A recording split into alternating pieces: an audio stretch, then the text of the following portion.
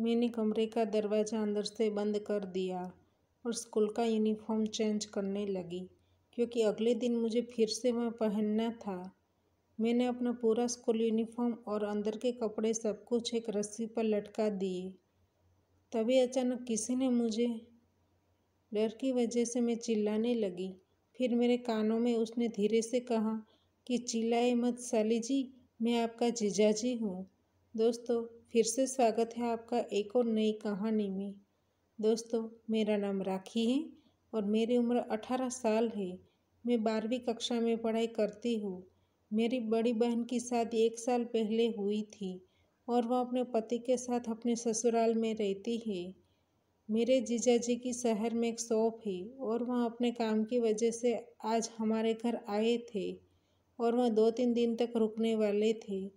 उसको देखकर मैं बहुत ही खुश हुई। वह बहुत ही हैंडसम और हेल्दी मैन है। वह बहुत ही हंसी मजाक करते हैं और वह मेरा काफ़ी मनोरंजन करते रहते हैं। रात को खाना खाने के बाद मैंने कमरे में जीजाजी के सोने का इंतज़ाम कर दिया। उसकी बातें सुनने के लिए मैं उनके कमरे में पहुंच गई। पहले ही बात में उसने ऐसी कही कि मैं शर्म से लाल हो गई। बातें करते करते जीजाजी ने उसका हाथ मेरे हाथ पर रख दिया। फिर उसने मुझे कहा, यह तुमको कहानी पसंद आई? मैंने कहा नहीं। फिर मैं वहाँ से जाने लगी। फिर मैंने कहा मुझे नींद आ रही है, मैं सोने के लिए जा रही हूँ। तो उसने कहा, अरे साली जी, यहाँ पर सो जाइए। इतना कहकर उसने मेरा हाथ पकड़कर नीचे बिठा दिया। अचानक से उसने मुझे गले लगा लिया। मेरी बॉडी में बिजली की तरह करंट दौड़ने लगा। अब मैं डर गई थी। फिर मैं जल्दी से अपने कमरे में चली गई।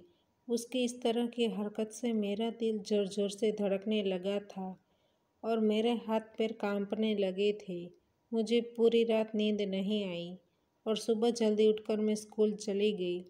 जब मैं दोपहर को स्कूल से वापस आई तब मेरी मम्मी घर पर नहीं थी।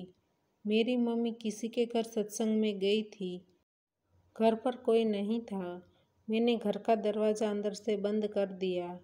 मैं स्कूल के कपड़े चेंज करने लगी क्योंकि मुझे वापस कल उसको पहनना था।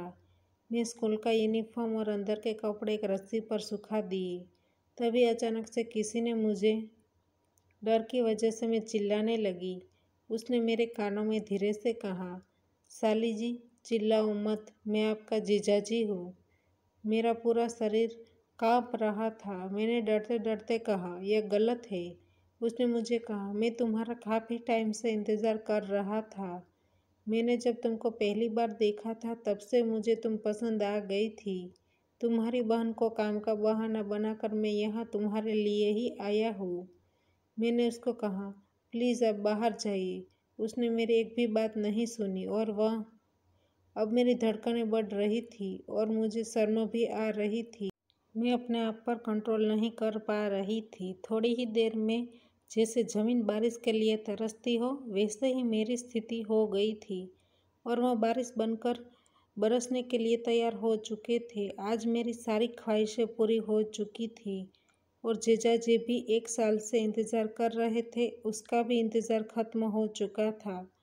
थोड़ी देर के लिए तूफान आया और सब कुछ अस्त व्यस्त हो गया। दूसरे दिन मेरे चेहरे पर कुछ अलग ही चमक थी।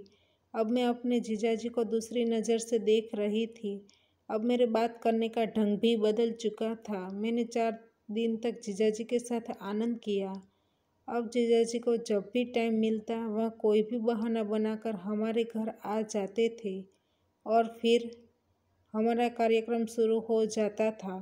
तो दोस्तों, हमारी कहानी यहीं पर समाप्त होती है। आपको कहानी पसंद आई है तो वीडियो को लाइक करें और शेयर करें और चैनल पर नए हैं तो चैनल को सब्सक्राइब करें और हाँ, नोटिफिकेशन बेल को ज़रूर दबाइए ताकि आने वाली अगली अपडेट आपको सबसे पहले मिल सके।